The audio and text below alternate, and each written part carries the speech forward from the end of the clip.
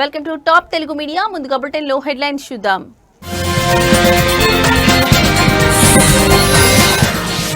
టీజీపీఎస్సీకి హైకోర్టులో ఊరట. Single bench ఇచ్చిన తీర్పుపై స్టే విధించిన ధర్మాసనం.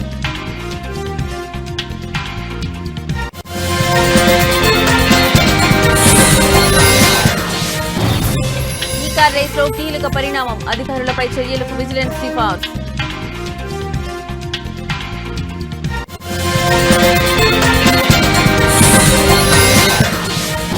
ప్రతిపక్ష హోదా కోసం హైకోర్టులో జగన్ పిటిషన్. స్పీకర్ అయ్యన్న, మంత్రి పయ్యావులకు నోటీసులు జారీ.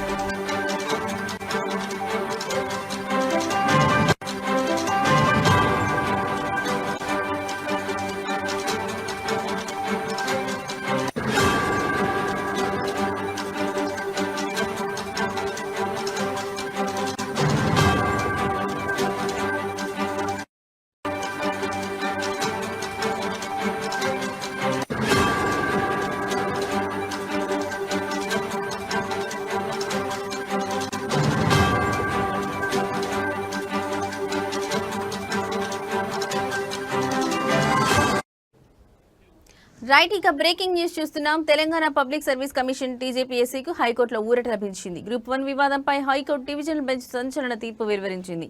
సింగిల్ బెంచ్ ఇచ్చిన తీర్పును సస్పెండ్ చేస్తూ ఆదేశాలు జారీ చేసింది. ఈ కేసు తదుపరి విచారణను వచ్చే నెల 15కు వాయిదా వేసింది. గ్రూప్ 1 పరీక్షపై అభ్యర్థులు దాఖలు చేసిన పిటిషన్ విచారించిన హైకోర్టు సింగిల్ బెంచ్ విచారించింది. తుది మార్కుల జాబితా, జనరల్ ర్యాంకింగ్స్ ను రద్దు చేస్తూ తీర్పు వెలువరించింది. దీనిపై టీజీపీఎస్సీ హైకోర్టులో అప్పీల్ చేయగా డివిజనల్ బెంచ్ ఈ రోజు విచారించింది. సింగిల్ బెంచ్ తీర్పుపై స్టే విధిస్తూ ఉత్తర్వులు జారీ చేసింది.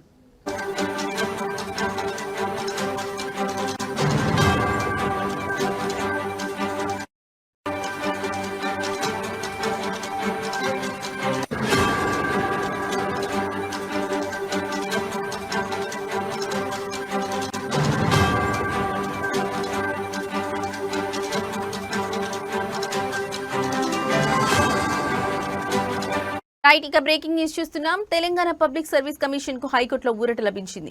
గ్రూప్ 1 వివాదంపై హైకోర్టు డివిజనల్ బెంచ్ సంచలన తీర్పు వెలువరించింది. సింగిల్ బెంచ్ ఇచ్చిన తీర్పును సస్పెండ్ చేస్తూ ఆదేశాలు జారీ చేసింది. ఈ కేసు తదుపరి విచారణను వచ్చే నెల 15కు వాయిదా వేసింది. గ్రూప్ 1 పరీక్షపై అభ్యర్థులు దాఖలు చేసిన పిటిషన్ విచారించిన హైకోర్టు సింగిల్ బెంచ్ విచారించింది. తుది మార్కుల జాబితా, జనరల్ ర్యాంకింగ్స్ ను రద్దు చేస్తూ తీర్పు వెలువరించింది. దీనిపై టీజీపీఎస్సీ హైకోర్టులో అప్పీల్ చేయగా డివిజనల్ బెంచ్ ఈ రోజు విచారించింది. సింగిల్ బెంచ్ తీర్పుపై స్టే విధిస్తూ ఉత్తర్వులు జారీ చేసింది.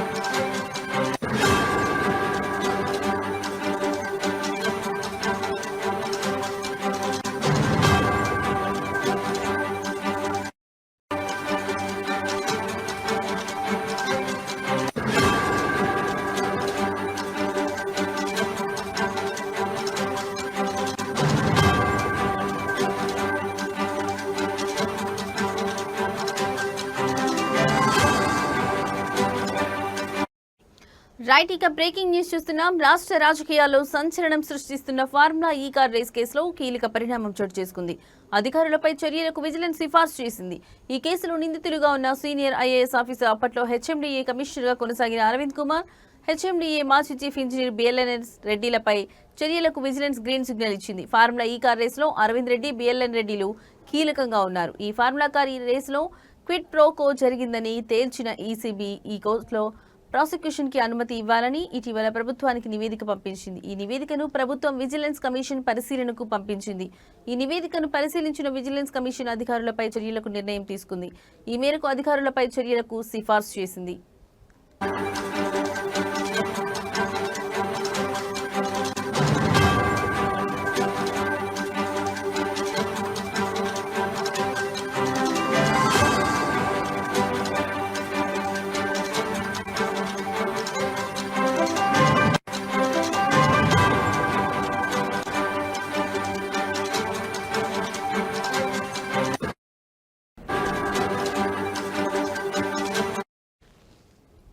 మరోవైపు మాజీ మంత్రి కేటీఆర్ పై ప్రాసిక్యూషన్ అనుమతి కోరుతూ ఏసీబీ సమర్పించిన నివేదికను సీఎస్ గవర్నర్ కు పంపించారు. దీనిపై ఇప్పటివరకు గవర్నర్ ఎలాంటి నిర్ణయం తీసుకోలేదు.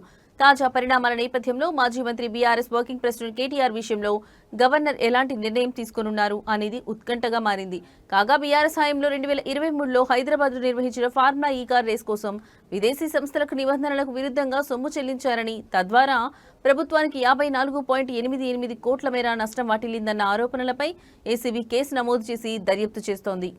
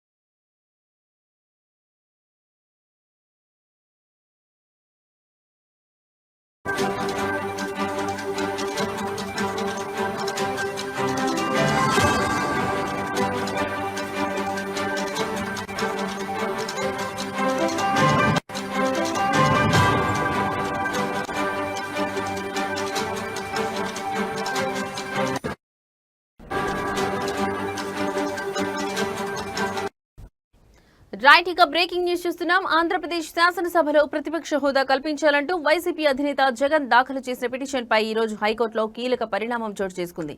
ఈ పిటిషన్ పై విచారణ చేపట్టిన న్యాయస్థానం అసెంబ్లీ స్పీకర్ అయ్యన్న పాత్రుడితో పాటు రాష్ట్ర ప్రభుత్వానికి నోటీసులు జారీ చేసింది.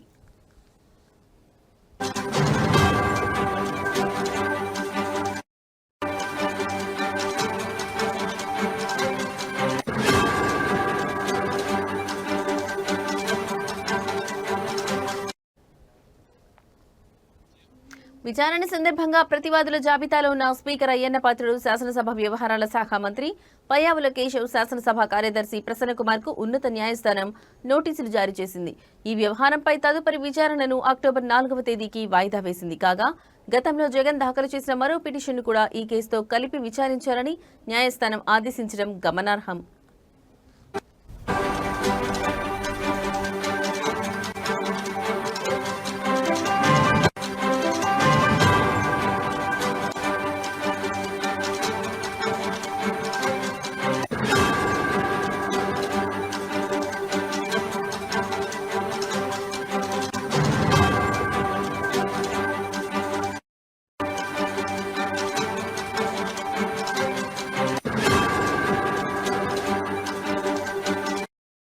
అసెంబ్లీలో తమ పార్టీకి ప్రతిపక్ష హోదా ఇవ్వాలని కోరుతూ జగన్ తొలుత స్పీకర్ కు లేఖ రాసిన విషయం తెలిసిందే. అయితే ఆ లేఖపై స్పీకర్ అయ్యన్న పాత్రుడు రూలింగ్ ఇస్తూ ఆ అభ్యర్థనను తిరస్కరించారు. ప్రజలు ఇవ్వని ప్రతిపక్ష హోదాను తామెలా కల్పిస్తాం అని ఆయన ప్రశ్నించారు. రాజ్యాంగ అసెంబ్లీ నిబంధనలు ఇందుకు అంగీకరించవని ఆయన స్పష్టం చేశారు.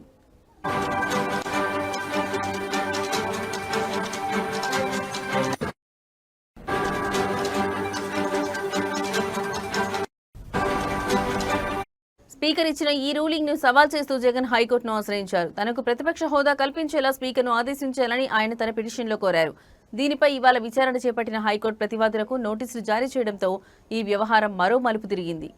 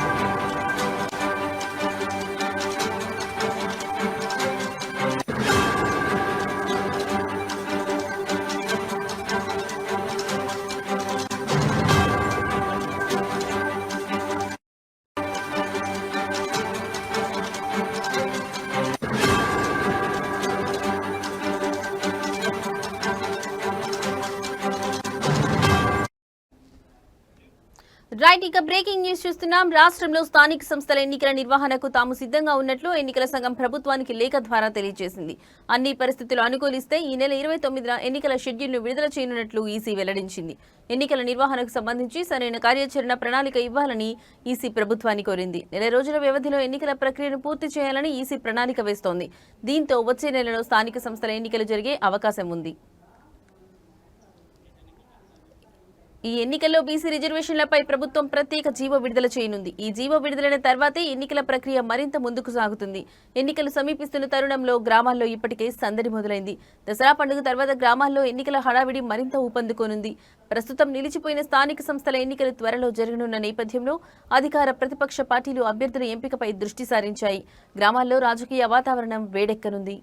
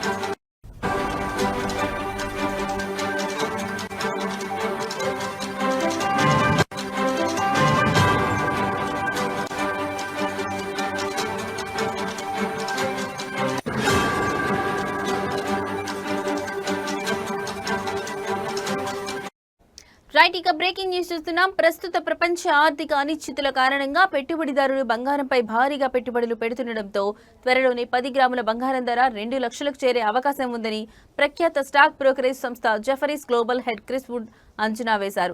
ప్రస్తుతం 10 గ్రాముల బంగారం ధర 1,10,000 పైగా ఉండగా రాబోయే రోజుల్లో ఇది ఏకంగా 77% మేర పెరిగి 2 లక్షల మార్కును చేరుకోవచ్చని ఆయన అభిప్రాయపడ్డారు. ఈ ధర పెరుగుదల ఎప్పటి వరకు ఉంటుందో మాత్రం ఆయన స్పష్టం చేయలేదు.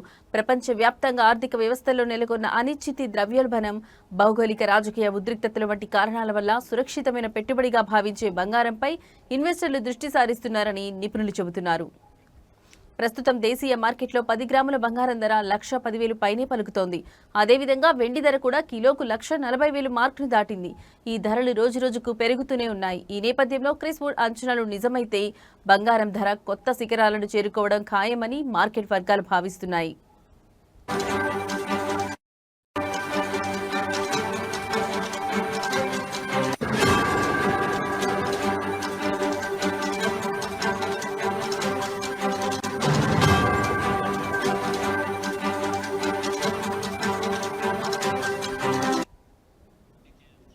దసరా నవరాత్రుల ఉత్సవాల సందర్భంగా సదాశివపేట పట్టణంలోని గాంధీ చౌక్ లో ఏర్పాటు చేసిన అమ్మవారి మండపం వద్ద హనుమాన్ చాలీసా పారాయణం, లింగాష్టక కార్యక్రమం అంగరంగ వైభవంగా జరిగింది.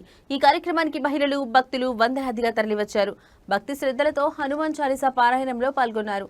భక్తుల నినాదాలు, భజనలతో ఆ ప్రాంతమంతా ఆధ్యాత్మిక వాతావరణంతో నిండిపోయింది. భక్తులందరి సహకారంతో ఈ పారాయణ కార్యక్రమం విజయవంతమైంది. దసరా ఉత్సవాల్లో భాగంగా ఈ ఆధ్యాత్మిక కార్యక్రమాలు నిర్వహించడం పట్ల భక్తులు హర్షం వ్యక్తం చేశారు.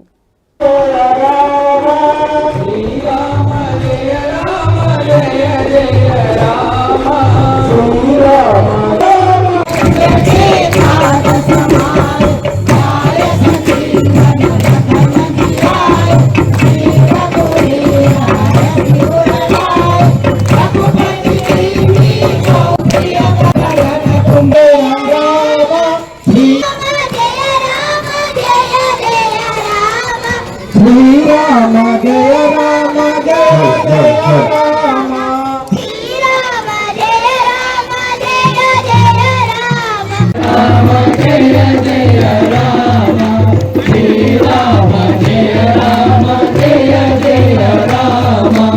శ్రీరామ జయ రామ జయ జయ రామ శ్రీరామ జయ రామ జయ జయ రామ శ్రీరామ జయ రామ జయ జయ రామ శ్రీరామ జయ రామ జయ జయ రామ శ్రీరామ జయ రామ జయ.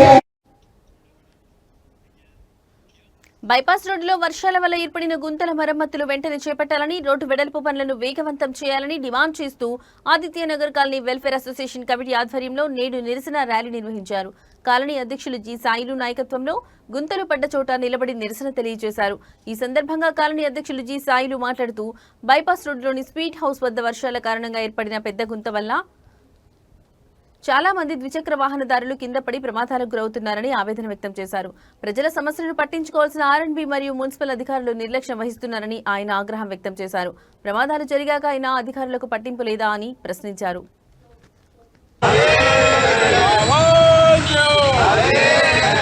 బైపాస్ రోడ్డు పనులు వేగవంతం చేయాలి. బైపాస్ రోడ్డు వెడల్పు వేగవంతం చేయాలి. బైపాస్ రోడ్డు పనులు వేగవంతం చేయాలి. బైపాస్ గుండా వెళ్తున్న రోడ్లు వర్షాకాలంలో గుంతలు పడి ప్రజలు చాలా ఇబ్బందులు పడుతూ ఉన్నారు. ప్రత్యేకంగా బృందావన్ కాలనీ చౌరస్తాలో స్వీట్ హౌస్ దగ్గర పెద్ద గుంత ఏర్పడి మరి ఇక్కడ వెళ్తున్న బైకుల మీద కానీ కార్ల మీద కానీ వెళ్తున్న వాళ్ళు చాలామంది స్కిడ్ అయి పడిపోయి ప్రమాదాలకు గురై హాస్పిటల్లో పడుతున్న పరిస్థితి. చిన్న చిన్న మరమ్మతులు చేయాలని చెప్పేసి మున్సిపల్ ఆర్ఎండ్బి అధికారులకు విజ్ఞప్తి చేస్తూ ఉన్నాం. ప్రమాదాలకు గురవుతున్న మరి బాధితులను ఆదుకోవాలని చెప్పేసి మేము విజ్ఞప్తి చేస్తూ ఉన్నాం. వర్షాకాలంలో గుంతలు పడి మరమ్మతులు చేపట్టాలని చెప్పేసి రాష్ట్ర ప్రభుత్వము జిల్లా అధికారులు మరి అనేక ఆదేశాలు ఇచ్చినా బైపాస్ రోడ్లో మాత్రం ఈ గుంతలు పూడ్చట్లేదు. హైవే నుండి బసవేశ్వర విగ్రహం వరకు ఈరోజు నిత్యము వేలాది మంది ప్రయాణం చేస్తున్న పరిస్థితి ఉంది.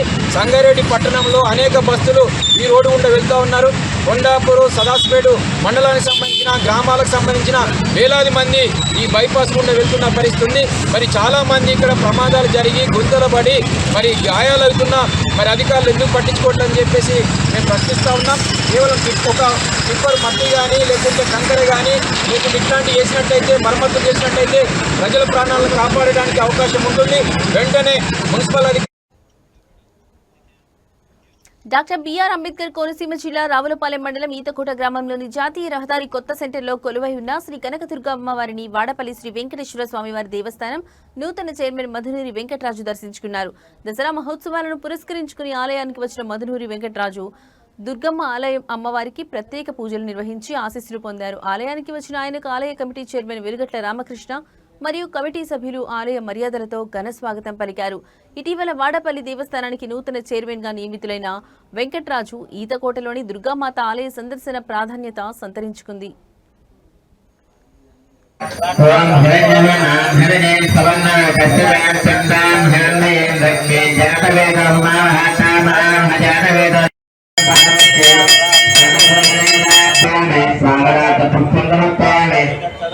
ఒక పుష్పం చేసుకుని నమస్కారం చేసుకుని అమ్మవారికి పెట్టేయండి. ఒక పుష్పం నమస్కారం చేసుకుని అలాగైపోయింది. ధ్యాయామి ధ్యాన నమస్కారాన్ని సమర్పయామి ఆవాహయామి. ఉండటం కూడా చాలా ప్రాముఖ్యత తెలియదు కాబట్టి మనందరూ దాతల సహకారం అన్నీ ఇక్కడ చిన్న చిన్న ఇంకా సమస్యలు ఉన్నాయి. ఆ సమస్యలు కూడా మనందరూ దాతల సహకారంతో అలా ప్రజల సహకారంతో అలాగే మన స్థానిక శాసనసభ్యులు మన ఎమ్మెల్యే బండా సత్యాగ్రహ సహకారంతో దీన్ని మంచిగా అభివృద్ధి చేసుకుని రానున్న రోజుల్లో మరింత అభివృద్ధి చెందాలని మనస్ఫూర్తిగా ప్రార్థిస్తూ ఈరోజు నాకు ఈ అవకాశం ఇచ్చినటువంటి ఈ గ్రామ ప్రజలందరికీ పేరు పేరు ధన్యవాదాలు. నమో వెంకటేశయ్య. ఈరోజు మన ఈతకోట గ్రామంలో వెలిసినటువంటి అమ్మవారికి దేవీ నవరాత్రులు చాలా ఘనంగా నిర్వహించడం జరుగుతుంది. అంటే మన వాడిపల్లి వెంకటేశ్వర స్వామి 7 వారాలు 7 ప్రదక్షిణలాగో ఈ అమ్మవారికి కూడా 9 శుక్రవారాలు 9 ప్రదక్షిణలు అనే దాంతో ప్రజలందరూ కూడా తండోపతండాలకు వచ్చి ఈ రోజుని అమ్మవారిని దర్శించడం జరుగుతుంది. అలాగే వాడిపల్లికి వచ్చే భక్తులు కూడా అధిక సంఖ్యలో ప్రతి శుక్రవారం సాయంత్రం వచ్చి ఇక్కడ బస్ చేయడం, అలాగే వారికి కావాల్సిన సౌకర్యాలను కూడా ఈ సర్పంచ్ గారు అలాగే మన గుడి దేవస్థానం చైర్మన్ గారు అలాగే స్థానిక నాయకులు అందరూ కూడా దాన్ని చూడటం చాలా ఆనందదాయకంగా ఉంది.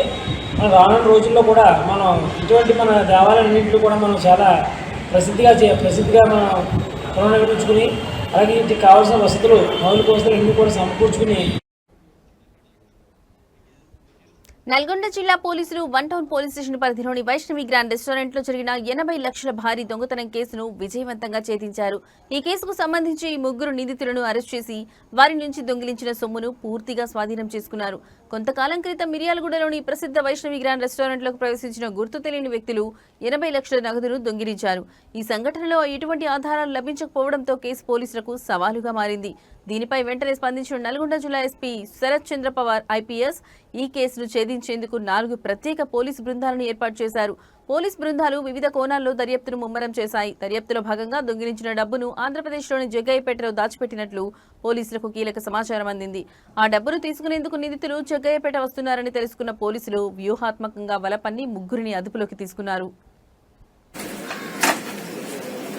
దగ్గర Miryalaguda one town police station లిమిట్స్లో 050609 2 వీక్స్ అంటే ఆల్మోస్ట్ ఒక 10 days బ్యాక్ వైష్ణవి గ్రాండ్ అనే హోటల్లో 80 lakhs వరకు క్యాష్ పోయింది, దొంగతనం అయిందని చెప్పేసి మనకి కంప్లైంట్ రావడం జరిగింది. దానికి సంబంధించి మనము క్రైమ్ నెంబర్ 295 థెఫ్ట్ కేసు కింద మనం రిజిస్టర్ చేసి ఇమ్మీడియట్గా 4 టీమ్స్ ఫామ్ చేయడం జరిగింది.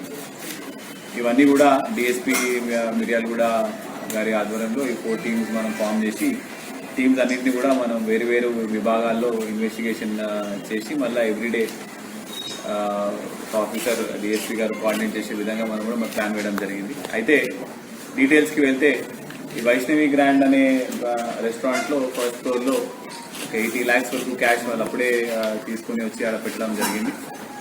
ఈ మెయిన్ అక్యూజ్ వీళ్ళు లాక్ బ్రేక్ చేసి అందులో ఆ రూమ్లో ఉన్న బ్యాగ్ తీసుకొని వాళ్ళు మళ్ళీ పాల్పోవడం జరిగింది. ఇమీడియట్గా మనకి రాగానే మనం ఎఫ్ఐఆర్ చేసిన తర్వాత వీఆర్ స్టార్టెడ్ ది ఇన్వెస్టిగేషన్. అయితే ఇన్వెస్టిగేషన్లో మనకి మన 3 అక్యూజ్ని వాళ్ళ పట్టుకోవడం జరిగింది. మొహమ్మద్ రహీం, ఇతను A1, A2 is Iqbal Khan, A3 is Lalu Khan. ఈ A1 అనే పర్సన్ గత కొన్ని రోజుల క్రితం 2 years బ్యాక్ మిర్యాలగూడ ఈ వైష్ణవి గ్రాండ్ హోటల్ ముందు ఒక టీ షాప్లో పనిచేయడం జరిగింది. ఇతను ఈ రెస్టారెంట్లో క్యాష్ ట్రాన్సాక్షన్స్ అన్నీ కూడా చూసి ముందే రెకీ చేసుకొని ఇక్కడ కంపల్సరీగా మనకి ఏదో ఒకటి దొరుకుతుందని చెప్పేసి ఇతను A2, A3 వీళ్ళందరూ ఇద్దరు ఒకరు రాజస్థాన్కి వెళ్ళి ఇద్దరు మన మహారాష్ట్రకి వెళ్ళి వీళ్ళు 3 ప్లాన్ వేసుకొని ఎట్లో మనకి ఇక్కడ క్యాష్ దొరుకుతుందని చెప్పేసి ఆ రోజు ఎర్లీ మార్నింగ్ నైట్ అవర్స్ని అఫెన్స్ చేయడం జరిగింది. అయితే దీనికి సర్ప్రైజింగ్ ఏంటంటే మనం జస్ట్ 1 week ముందే మిర్యాలగూడ వీళ్ళందరూ కూడా రివార్డ్ ఇవ్వడం జరుగుతుంది.